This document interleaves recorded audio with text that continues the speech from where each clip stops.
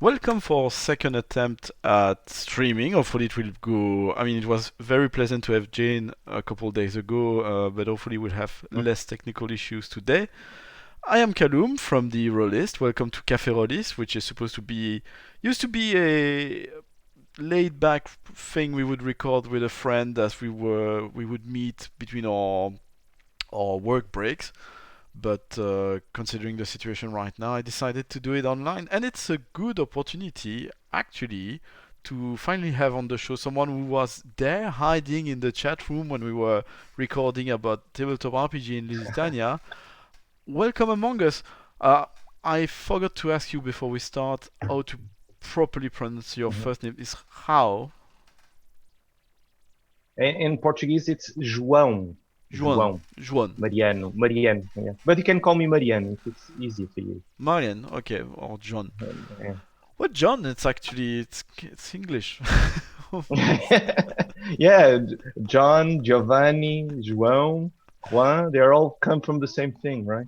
It reminds me a weird thing which happened to me when I was in Barcelona way back as visiting the place as a student. I think I was probably still a student in architecture, and I ran into this Briton in Barcelona who told me, "Oh, you should really go see this exhibition of architecture by this famous architect called Joseph." And Joseph, and I was like, "Who's this guy?" And what happened is that you got there's this architect called Richard Rogers, but this Briton had heard of the Mhm. exhibition through Catalan, who told him how it was Joseph, Richard Joseph. So when he explained to me, it became Joseph, which was kind of weird. Anyway, that's a side Yeah. way. That's a Yeah. Yeah. It translated the name for you to get to understand yeah, what was the. Yeah. Yeah. Maybe forgot. Yeah. I've actually been to Barcelona, and there's like a triangle of different pop culture and geek stuff stores called the Triângulo Friki, and I went there. And then I was with the notion that Catalans they speak Castilian, but they speak Catalan as well. They speak Spanish, but they speak. So maybe I shouldn't try to impose myself by trying to speak Spanish. So I'll try and speak English then. Which was the worst thing.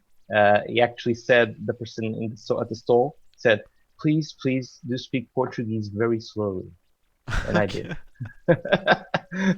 So hi there, people. I'm Yeah. João. Hello everyone. Hello Sorry. everyone in the chat room. We got a few people.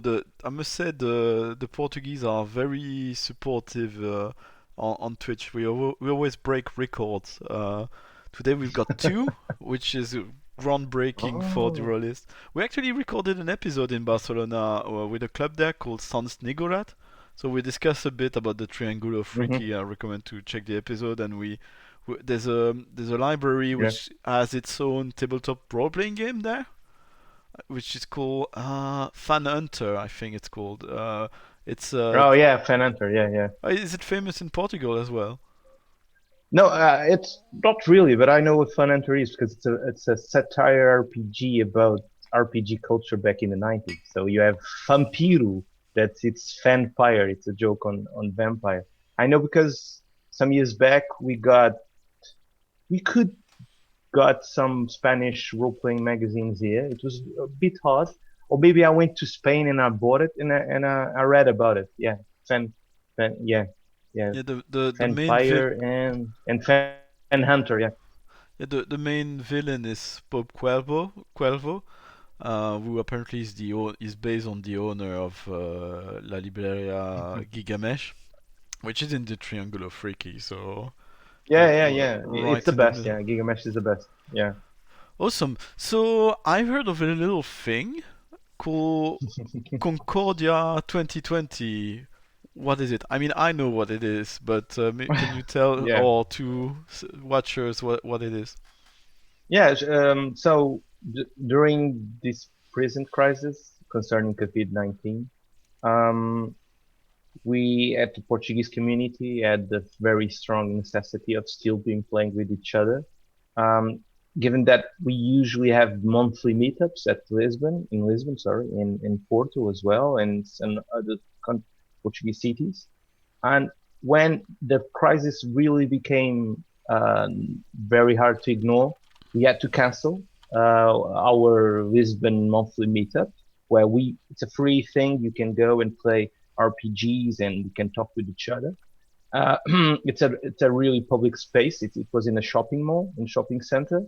So we had to came up with some kind of thing that could replace and not really cancel all the meetups. So Ricardo Tavares, who's o jogador sonhador, you can find him as Dream Up something at Twitter online. He was jokingly, halfly joking, saying, "Ah, we should have a con. We should have a con because of Corona. We should have a con." And he even pushed forward the name, and I said, "Oh, that's not a really good name, and let's call it something else." So we came up with Concordia. So Concordia is a very spur of the thing moment. Some 2 weeks back, when we said, "Okay, we have a server in at Discord. It's called RPG Portugal or RPG Portugal.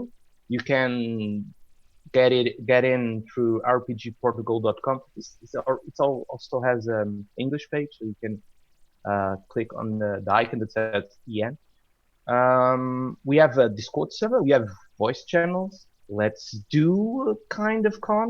So we came up with the name Concordia, as in Discord and Concordia, Concord. And we said, okay, let's start. So let's what right now? Yeah, let's start. What's the date? Because if it is a con, you have to be have some dates, right? We don't have any dates, so it's a kind of initiative. All day, all long, we try to organize playing sessions through Discord and through the voice channels.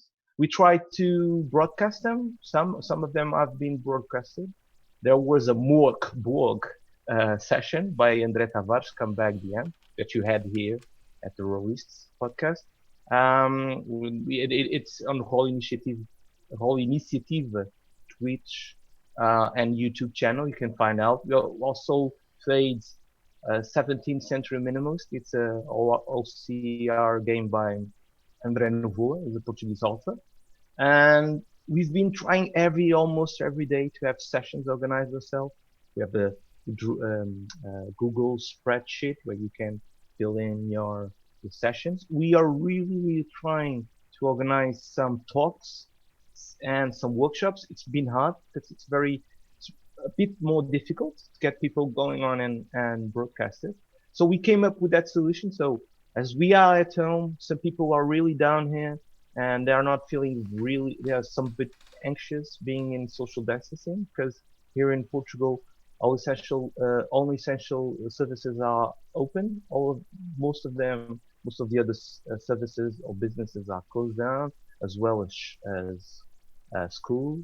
So people are really, most of them are working from home, and we tried. Okay, let's try to do it, twisted it as something positive.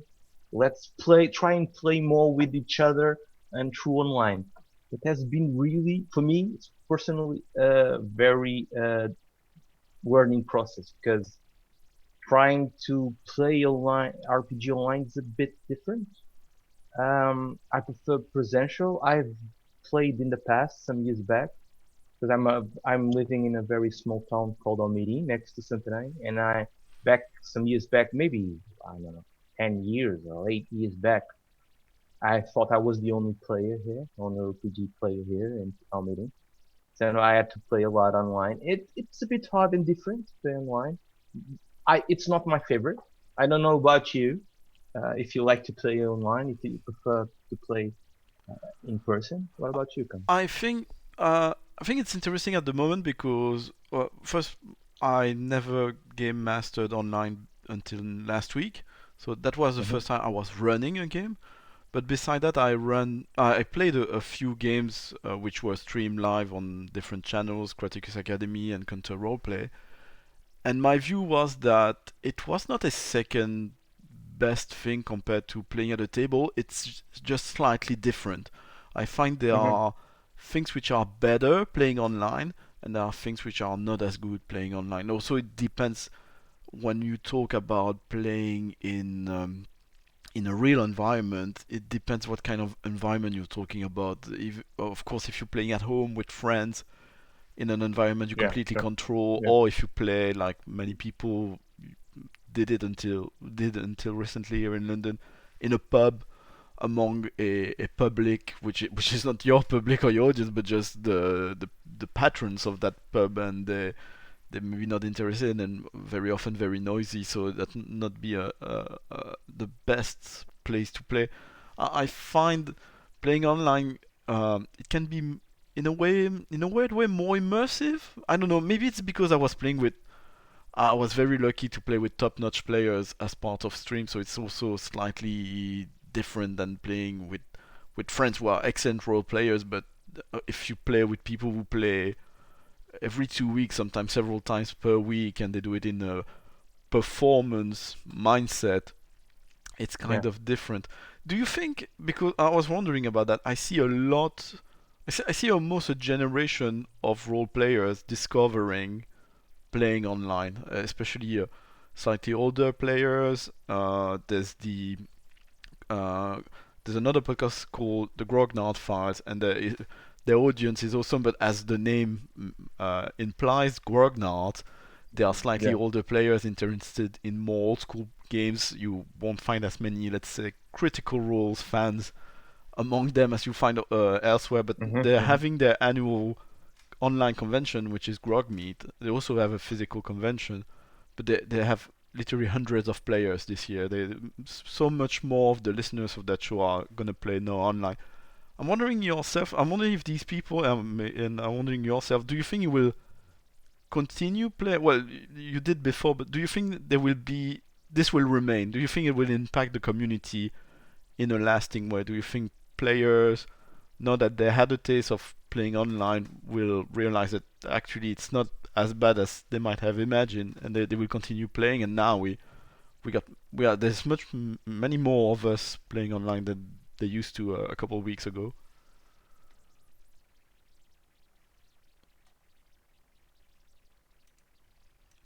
Are you still with us? You look like you've frozen. Oh, yep. Yeah, yeah, yeah. Are you listening to me? Yeah, sure. It's a bit unstable here. So I think if people are really, they will be exposed to it because they are forced to. And I think there, because there is now a strong reason to play online, people who will try it will find out really quickly if they want to still try and get an effort and play it.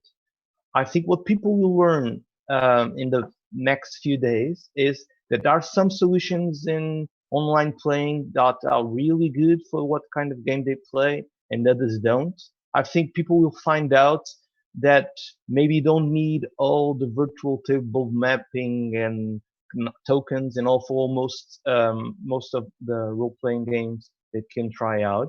I think we even will try and came out with different games, maybe even create different games to play online.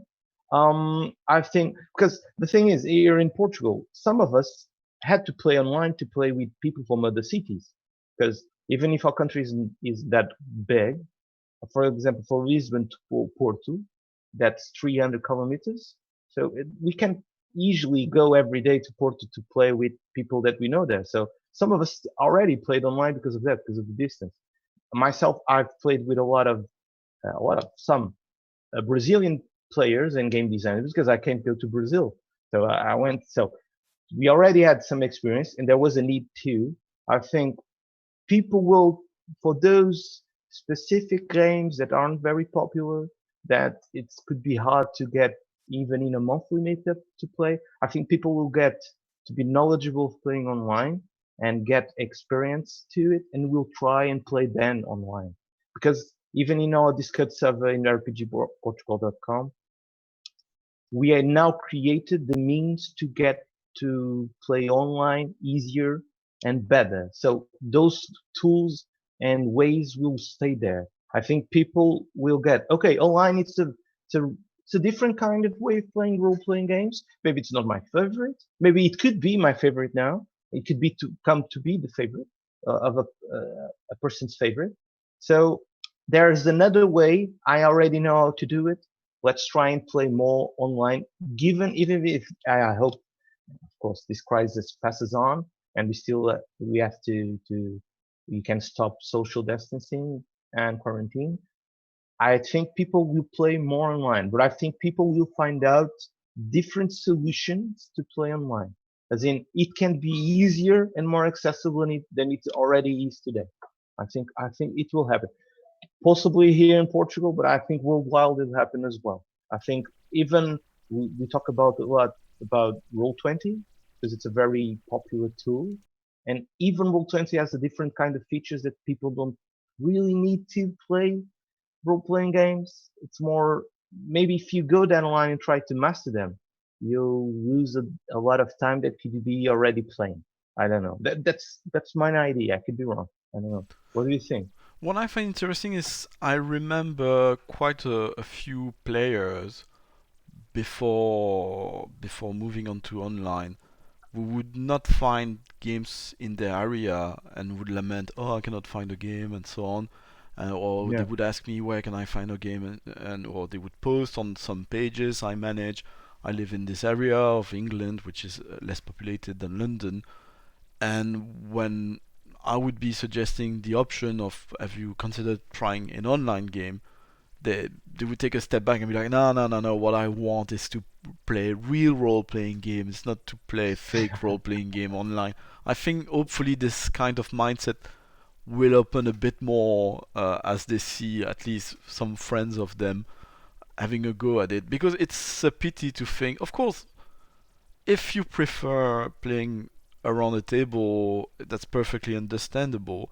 But it's always a pity to see players not playing because they don't have this ideal scenario of playing. Yeah. And it's not just playing physical.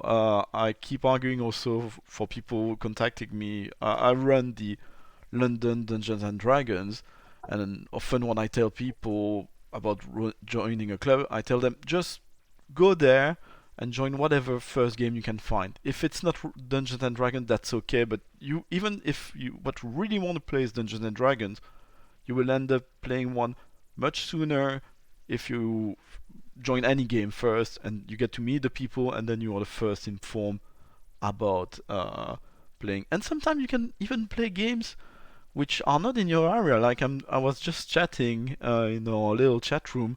I'm trying to get myself a spot on a Buffy the Vampire Slayer table That's because nice. that's a game I would really like to try. We're finishing a complete rewatch with Persophilia. We had season 6 or 5 now.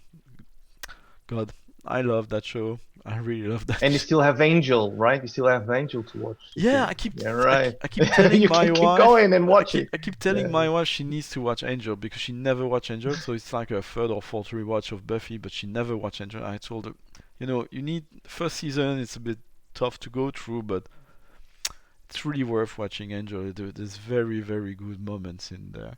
So she's like people not trying online. She's not trying Angel. I'm waving at her. She's working from work, so she's very patient. She's making Yeah. I uh, know of Angel. I have just only watched some episodes, but I know that it's connected. It's in the same universe. I don't know if there is a, a specific number of Buffy seasons that you have to watch and then watch Angel. I don't know. It's that really demanding that you have you to. don't But have I know of it. to. You don't have to. There's Yeah, yeah, yeah. some references, but it's kind of like. But I'm a defender of Angel or even Buffy because I remember at the time it first came out in Belgium, where I was living at the time. Hmm. Um, yeah, my friends, we were all player of Vampire the Masquerade, and we were extremely snob towards Buffy the Vampire Slayer and Angel. We thought it was so Wasn't Snob playing Vampire? Wasn't a yeah, Snob playing Vampire? I don't know. I don't know. but There yeah, was some presumption in playing Vampire back in the 90s. yeah. So when that showed up, people were like, "Oh no, but it's not treating vampires the right way. They look ridiculous and so on. The dialogues are bad because it was a French dub, which you lose so much of the original dialogues." Yeah. But then we had the DVD and we watched the stuff. Before all of that happened, by all of that I mean, let's call it the quotation mark situation, uh, I was hoping to have you also on an episode so you could tell me about some of your projects because you're a game designer, right? Oh, yeah. I'm an amateur game designer.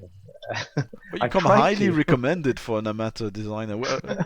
Yeah, I know, and I humbly thank all people who said nice things about my projects and games. But uh, what is really nowadays to be a professional game designer or be an amateur game designer, right? Because there are really different ways of publishing your games, even if you're not working for a well-known publisher, right? Yeah, so some years back I've been developing some games. I did a lot of I did three different hacks of the World of Dungeons by John Harper. That is a very small version, we call it a mini RPG, right? A very small a version of Dungeon World. If it was only 6 page long, and if like it was the basic D&D of Dungeon World, that's World of Dungeons. So I tried to translate it into Portuguese. I add some things from the different hacks and adapt it to a kind of mythic fantasy uh, that would be based in Iberia, in a mythic fantasy Iberia. Then I'm a very big Dune fan by Frank Herbert, so I did a different hack of World of Dungeons. My hack was called Mundo de Masmorras. It's Dungeon World in Portuguese, basically, the translation. And I did a hack based on Dune called Planeta Deserto, Desert Planet. It's like if you mix a bit of Dune, a large portion of Dune, without the names of the things, with the names filed off, and a bit of Sword and Platinum science fiction. So it was Planeta Deserto. And then, because I'm a big fan of World of Darkness, played a lot from the 90s to the 2000s. I wrote my love letter to World of Dungeons and created Cidade Obscura.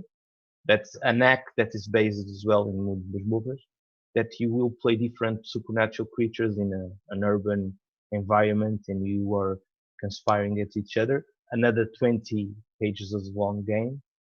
And from there, I've been trying to developing um, Heróis Modernos. So Heróis Modernos in English, Modern Heroes, is a diceless comic book creating story game, as in superhero comic books, um, where the premise is that you're not in fact playing the superhero characters, you're playing a comic writing and comic creators team in a fictional town of Odion, where because the superheroes appeared on the 60s, they become the next thing in the movies.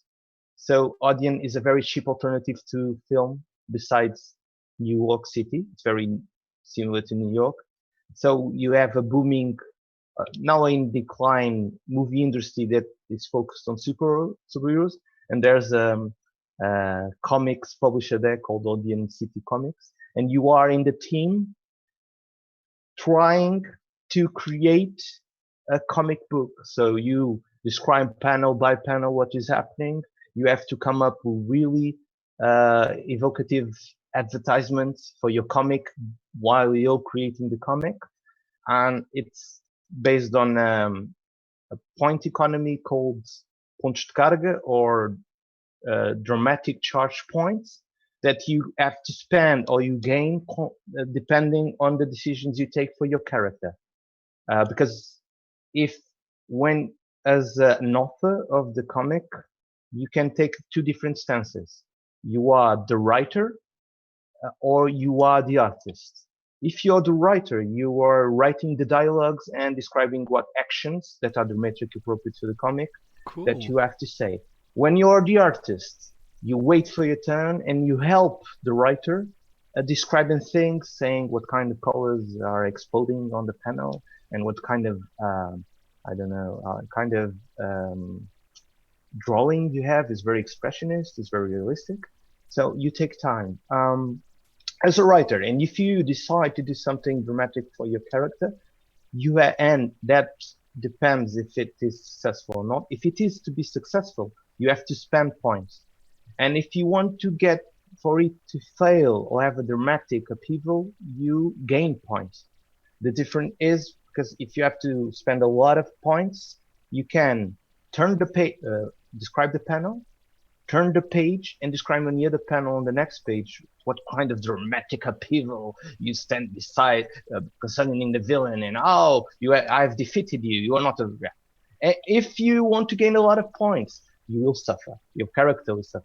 I mean, you turn the page as well, describe the next panel, and your hero possibly is defeated in front of the villain or the menace. So that's the main point of the game, and you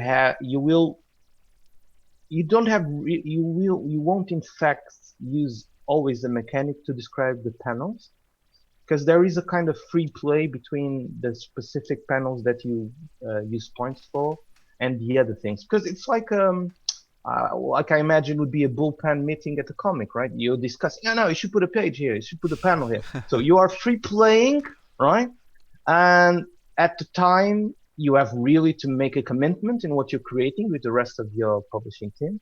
So you say, no, I spend the points for my character, Grasshopper Boy, to jump in the air with his hands, with his insect wings flapping, and go across the city. So I spend the point, and he does it.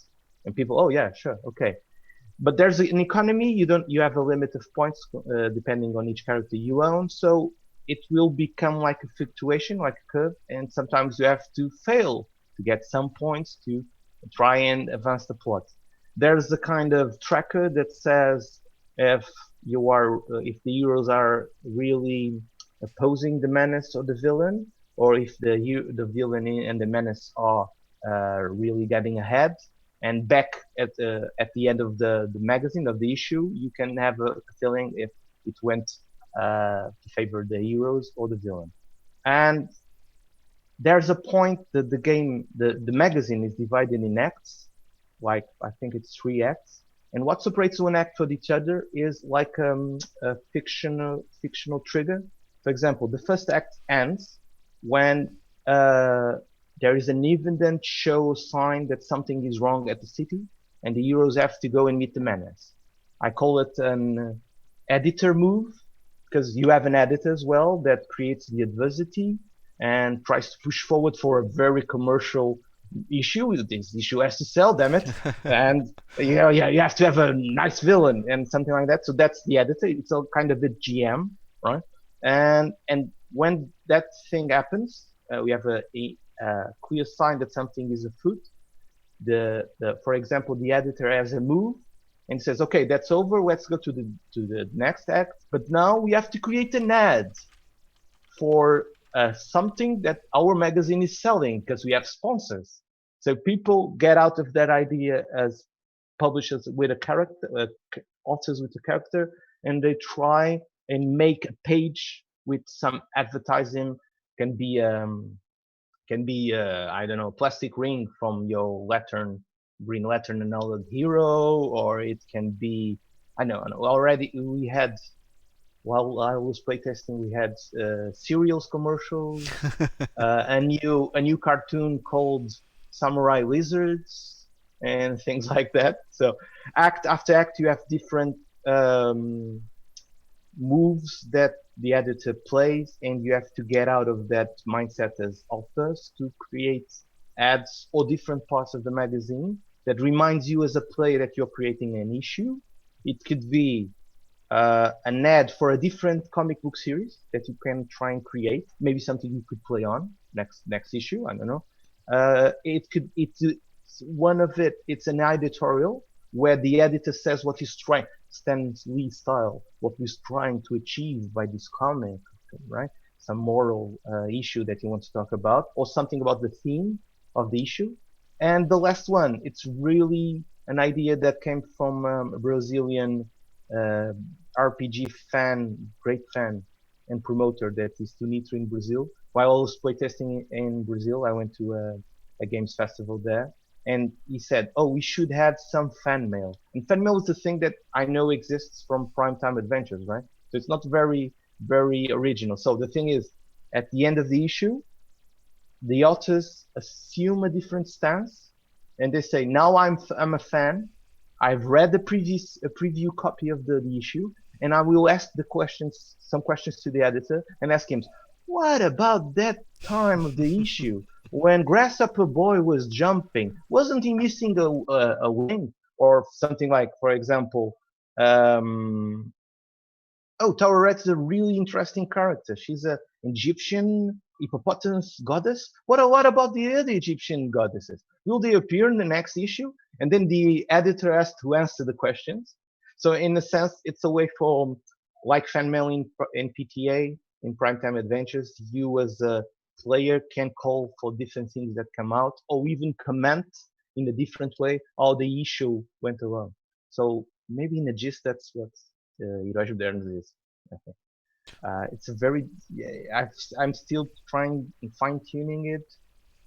There's a strange mix, author and actor stance, because you create the comic, but sometimes you are playing the hero. I think it works in both ways. André Tavares really likes it and likes it also because of that. So I'm still fine tuning, writing it down. I have some art for it because there's a dear friend of mine from back in the day when we created our comic fanzines at school called Vishkavat. Yeah, I really liked comic books and I like as well. So he's doing the art and he's helping me creating, but I'm still trying to do the hardest thing for me, that is writing rules. It's really hard writing. Doing text for the game, it's really hard. It's hard for me and I'm still trying fine tuning and I want to publish it someday. I don't know. And that's the project that has been occupying my mind in the last years. I'm Last com- years, yeah. I'm completely sold, I must say. But Nice. I'm like, yeah, except will this be available in English, perchance? I really want to write to translate it into English. I think that's a very strong possibility. The thing is, when I write RPG material or games, first I I always start by thinking in and writing in Portuguese. I it's my language. It's more natural to me to write in Portuguese. But there are some people that say, no, you should already write it in English. It's people in Portugal know English. You would get some support from other countries, right? But I first started in Portuguese. All the projects that I've been written, I started in Portuguese. Even some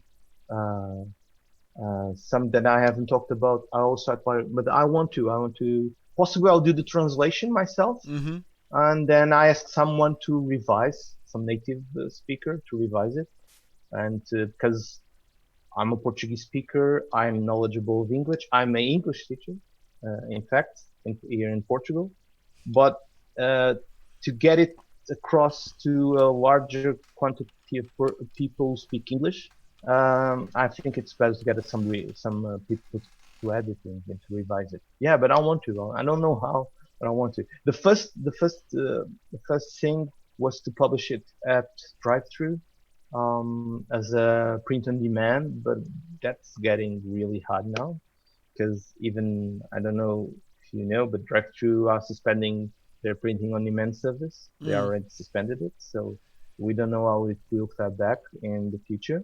But I really want to. I really would like for people to play it, so I have to translate it in English in We've the got future. Yeah. we got someone in the chat, Minaki, who's saying Yeah. that they will make sure that it gets translated. They volunteer Yeah. as Yeah. tribute and as Thank proofreader. you. But yeah, Okay. Okay. it's funny. I just finished finally watching the whole originals show of Steven Universe, and you were talking about things. I was like, oh, that could work nicely for Steven Universe also because there's often Okay. stuff which are not product placements, for instance, but they are like a product placement. So there's Cookie Cats from like the first episode, the Chaps brand of crisps, and yeah, it could work nicely with the idea of having the art, what do you call that, the person doing the art and the editor. I think that that could work in a very interesting manner as well. Mhm. I'm designing my own very first game, and I'm disappointed when I think my rules are almost set, but what I want Mm-hmm, to mm-hmm, read more is yeah, I need to write more to give it more content in terms of exp- so what I did is kind of a contained version of the rules, but I want to expand and explain the spirit of each aspect of the rules. mm-hmm, mm-hmm, mm-hmm. One of the stat is emotion. I want to describe that. I mean, where I'm going to is, as you're saying, it's a struggle to write. I was wondering if you had advice for young designers or starting designers. They don't have to be young. What's your I think secret? To be there's so no secret because fast and efficient?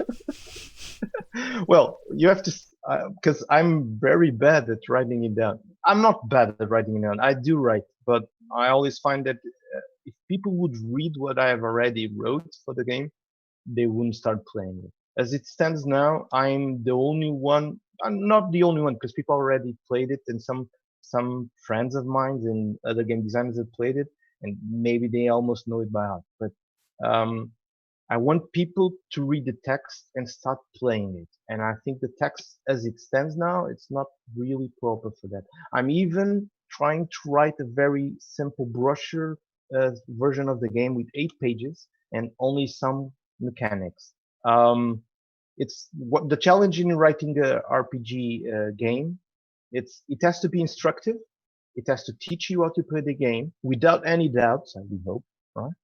But also has to bring on some flavor and inspire you to create things. And it's a very strange mixture because it's not a technical manual, it's not fiction, it's something in between, and something that seems me clear when I write.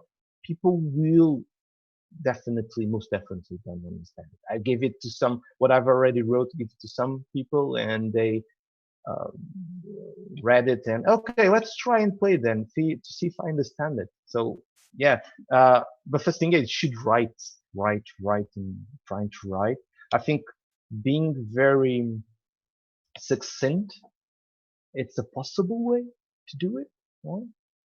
I have actually downloaded a guide that is on the net, how to write game rules, and it's really focused on game boards. I'm sorry, board games, but it has some really really good tips because there are passages in the rules that you have to be very clear without a doubt what you have to do, right? And sometimes when we're writing RPG rules, we forget. We mix examples with the game designer's intention and preferences by through trust. So maybe you should try and it depends on the project, but maybe you should try to get a good basis of what the game rules are that you can real very easily access and understand, and then use the fiction to inspire. Most of the RPG texts use that. So game game rules, then fiction. And worst contenders of RPG games are the ones that mixed it a lot, right? A lot of different games in the 90s did that. So it was really hard for us to get an idea of the game, right? But I don't have any kind of tips because I'm the worst at writing it. Um, You just gave I some have a lot tips. of Those were good I don't know. tips. Yeah. But I'm not using it. I don't know. Maybe I already have. The thing is, maybe I already have the text ready. But me as a game designer is the one that thinks that it's not ready. Right? Maybe it's that. I don't know. Maybe I'm being very weird at what people will find the text really hard to manage. I don't know. Um, uh, but I already have the playtest materials. I already have some components. I can play the game. I can get demo the game. I could almost bet that some people can play it without me. Uh, the thing that is really missing is fine tuning some mechanics and write the damn thing and publishing it because I already have a person who can help me with the layout. There's a heart. It's really he's just waiting for me to finish it. So that's the thing. Maybe I'm afraid of publishing it. Yeah, I don't know. It's Imposter syndrome is a thing it's tough. that I mean, I think I'm at this point when I'm almost there where I could hand out the rules to someone and see what they do with it if I don't explain anything. I'm considering hello Tom back in the US to Well, send it to some. what's your game about? You didn't. Oh well, What's your game yeah. I'm a about? bit shy telling about it because no, it's silly. It's Nobody's listening. Just yeah. three people. I actually told the title on the stream 2 days ago for the first time. So uh, the title of the game is called Paris Gondo: The Life-Saving Art of Inventorying. The concept Mhm, is that there's this lifestyle, well-being guru, trans-dimensional. They are a monk, and they give advice on adventurers in the multiverse about how to manage their inventory. So the game is mhm, just that is applying their philosophy, which is you should keep belongings based on a number of things, but often adventurers forget about emotion, the emotional value of an object. So the game mhm, starts as you just defeated your big bad evil girl or guy. There's the loot. So the players got a deck of cards. They pick a class of character. They got a deck of cards, which is their starting inventory, and each item in the inventory they got a different stats, which are or encumbering it is because depending on their class they can carry more or less stuff. Like the barbarian can carry much more than the wizard, for instance. mhm, And you got some objects which can be very heavy and others which can be light. If you have a dagger, it's very light, obviously. If mhm, you found one of the starting inventory objects, which I already mentioned, is a stone tablet, which is a bit difficult to carry. It's not the worst, but it's difficult. You've got how useful these objects are. If it's a dagger, it's kind of useful. I mean, it's not maybe the starting inventory one is not the best dagger, but it still can be useful to have a dagger. It's if it's a healing kit, it's very useful, mhm, especially if you're the cleric, because some objects also they are affiliated to classes, so their usefulness is doubled if you are the cleric with the healing kit. Instead of being worth 2 in usefulness, it's worth 4, so it's very good. Then you've got the emotional value, which is, for instance, the stone tablet is got a usefulness of 0 because it's an unreadable stone tablet, but it's got an emotion value of You 3. can still hit people with it. You can Yeah, still not this hit one people because with it's it, too but yeah. heavy and so on. So you've got a number of objects, and I give them wacky names which are evocative of the games Mhm, people play. There's a melomaniac donkey for the bard, for instance, which is kind of useful. There's even pieces of clothing, like the barbarian's got a loincloth, and you could decide to get rid of your loincloth if you want it. mhm, But that's your starting inventory. When the game starts, each player they loot 2 items, meaning they're gonna roll the stats of 2 new items. So they got the stats, and based on the stats, they need to make up an object, which should match their stat. So if you roll something extremely useful, but also extreme, let's say something useful, and you roll that it's specifically appropriate for Bard, but it's very encumbering. You could say, I have discovered a magical piano. So it's a piano, it's magical, it's got a usefulness which is maxed out. If you're a bard, it's really, really useful, it's very powerful. You can make someone do anything by playing on the piano, but mhm. it's got the maximum encumbrance, which is like 6. It's like you're gonna have to carry this piano on your journey because the next Yeah. phase of the game is the journey home, and depending on the objects the players have kept or got rid of, they're gonna roll to find out if they survived the journey home. First by pooling together their usefulness, see how useful all their objects were. So did they keep stuff which were useful enough to help them to survive? Then individually, will they survive based on their encumbrance? Because if they've been holding too many objects and their payload is too heavy, well, the bridge might have broken down, or they fell off a cliff, or they were too slow and they go caught up by a balrog or something like that. Again, it's up to the players to describe what happened to them, but there's a roll of dice based on what they kept to find out whether or not they survive.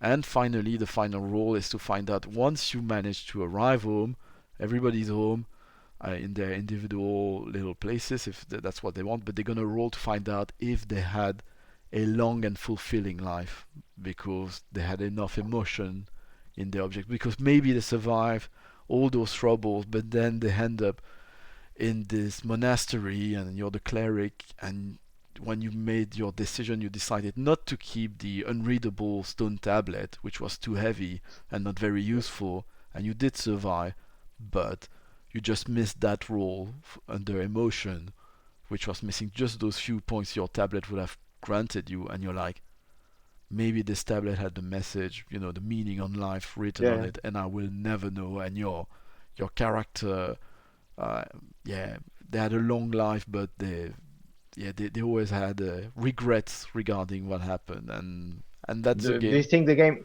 Do you think the game is about making meaningful decisions of what you bring along and what you have to leave? Yeah, yeah, and Is making that choice up to the players and to the character, or is it only through mechanics and luck? it's you trade cards with the other players, so the player's Oh, gonna okay. exchange their cards, and so the idea is that bit of making the inventory is almost intentionally a bit cumbersome because the idea is maths Mm. are fun. Like a bit, it's an homage to old school role playing games with complex inventory Yeah, tracking yeah. system. I went to Diablo 2 game where Yeah, we were yeah, it's talking sort about of. because inventory yeah, that's really an inventory managing game disguised as a dungeon action So, game, right? so you got this phase Yeah. where people calculate the thing, but before that, the idea is really to come up with funny objects. Like I remember playing a session Okay. when, like, yeah, I playtested it once only publicly. The second playtest was cancelled because of quotation mark the situation. But we played 3 games in an evening. The games are like 45, even 30 minutes long, and it's more a storytelling game than a role-playing game per se. But yeah, we played in a classic dungeon, in a spaceship, and in a non-Euclidean dimension, geometric dimension, inspired by Lovecraft. And when we went into the non-Euclidean, I remember I made up a wand of ultimate straightening, so it could straighten anything. And so it was very useful. It was for You wizards. destroyed the non-Euclidean dimension because you all went Yeah, yeah, straight. that's how we survived. I remember once someone made up a something for the rogue, which was a mannequin. So you had this like life-size puppet in wood, which you would have to carry around, which was really annoying to carry around, very encumbering, but very useful to disable trap because you would take the puppet and just throw it You in throw the traps. dummy. So yeah, the idea is really how people make up they make up the setting on the fly with almost zero rules. They make up the objects with the stats as the prompt, and then they make up the consequences of their decisions. Because when they fail a roll, it's up to the players to say, well, I passed away because the idea is that they try to remember what they got rid of or what they kept. So if they fail at if when they succeed together, the sort of the person running the game, although it's GMless, is encouraging them to okay explain how you all survive your journey back thanks to the object you kept, or tell me now why you all died at that moment, and preferably to say, well, just at that moment, I ended up in front of a lock, and I know that that lock was the lock for which I had a key before, and I threw it away. Everything would have gone well if I had kept that key, and this sort of things. Yeah. More like more of a storytelling game. Yeah, that's real. That's interesting. Reminds me of Once Upon a Time. You know that card game that you have to tell a story and you have to use the cards, but in a sense you have to retcon the story. So and yeah, it seems to make managing inventory really fun for me because I don't really like to manage Well, inventory in role playing. it's kind of taking taking a stab at doing it, and at the same time, it's both a love letter and a hate letter to doing an inventory. And actually, I haven't played Once Upon a Time, but the inspiration for this game was Mhm. the Extraordinary Adventures of Baron Munchausen, Oh which yeah, yeah, which yeah. was I also haven't by played James it. Wallace. We Yeah, played it yeah, in yeah, an sure. episode. We I was lucky to have Jim Wallace here for dinner, so we fed him well. We gave him a lot of But were harmony. you actually drinking alcohol while playing Yes, it? Or? yes, yes. It's recorded. Oh, It's a that would. two-part episode, and he made a lot of confession regarding the long history of tabletop role-playing publishing in which Oh, okay. he's been involved. So that's a very good episode. But was I it recommend. fooled only by alcohol? Those confessions? It was the alcohol that Oh, got people talking? Or? James is a talkative individual, so he doesn't need too Ah, much okay, it doesn't need the encouragement. alcohol.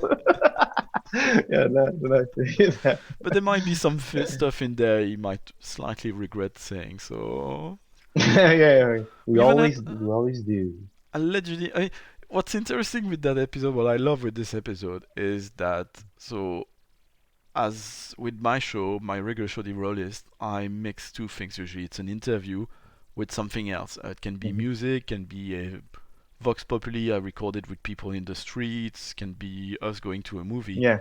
In this one, it was the interview with James, and it was us playing the game Baron Munchausen. So the interview is interrupted by little bits of us playing the game. And Baron Munchausen, you make up those crazy stories, which are blatant lies. And and the interview with James, you cannot help but wonder: is he still playing the game? Is this story true? Oh, he's Like, making.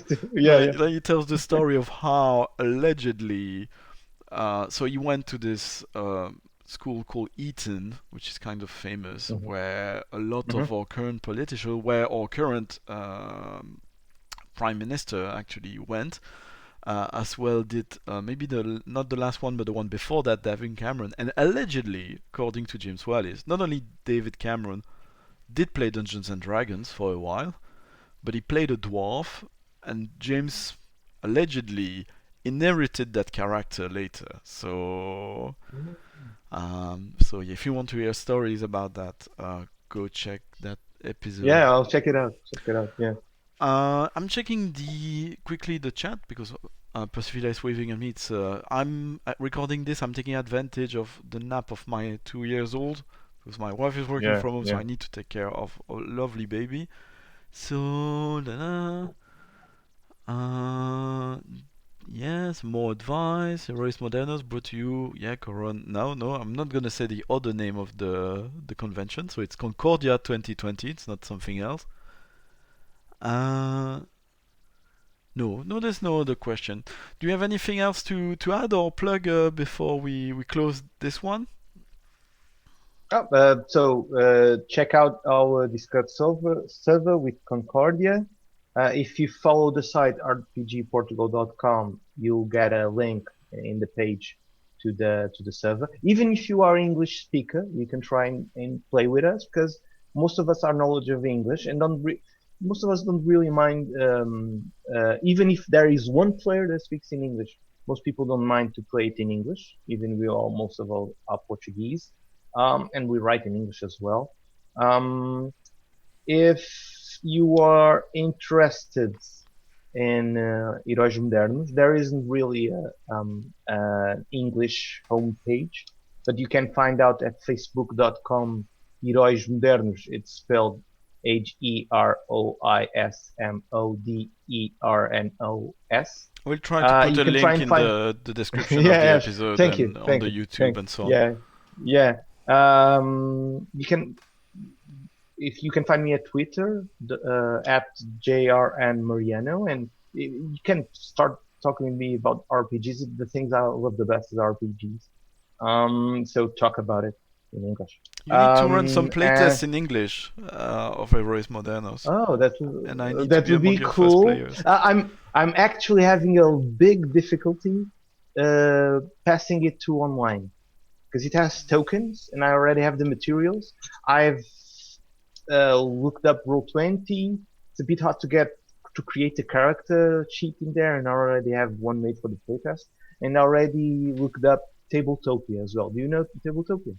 No, but not right now. But let's discuss later because actually, I even have my own game's got a big problem also because you've got a deck of cards which each player get, and then they're supposed to not only trade them, but they're supposed to have each two cards which they fill themselves and then trade. And I have no clue. Oh, I could do that on Roll20 or somewhere else. So if there's some Roll20 wizard, someone very good at this sort of things, Yeah, and sure. curious about my game and would like to help me. Actually, I realized recently it would be very cool to be able to run it online, but it's it's very technically challenging. I don't.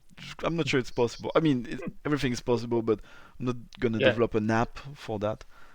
So yeah, it's already a lot to edit and broadcast, podcast.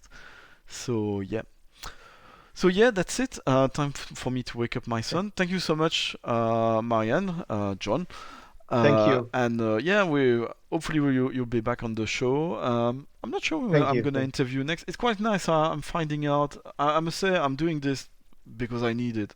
I'm an extrovert and I really need those conversations. And it's awesome to do it with people a bit further away thanks to the internet. So thank you very much. And yeah, everyone, go check the links. Subscribe to our newsletter. Go have a look at our Patreon, and yeah, go to Concordia. And yeah, also the Concordia. I did not realize it was an ongoing thing, which I find is very interesting.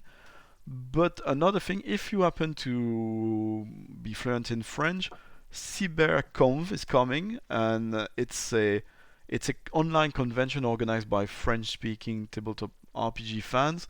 It's gonna be a weekend long. There's gonna be I was about to say table ronde. It's funny because it's the first time I'm doing something in French. Round table. Round Yeah, table. yeah. But it's a seminar. That's a panel. But there's a lot of stuff I was telling them. I want to organize that, and they were like, "Oh, is that a debate?" I say, "Yeah, that's the thing." Oh, yeah, but the debate is Not this. really. And I'm like, I'm confused. It's Anyway, an open conversation. Open conversation. yeah. But Yeah. they're gonna run games. They're gonna even have online booth you can visit. I mean, a whole lot of stuff. Thank you so much, Joan, and Thank you as well. hello to the awesome tabletop RPG community in Portugal. And yeah, to everyone, stay indoor. Feel free to tweet at me or tweet to John. We love to chat. There's a lot of people out there who love to chat, but please do stay inside and do everything it is needed so we can get rid of this awful thing as soon as possible with as little impact as possible. Thank you so much, and see you in Bye. a couple days. Bye.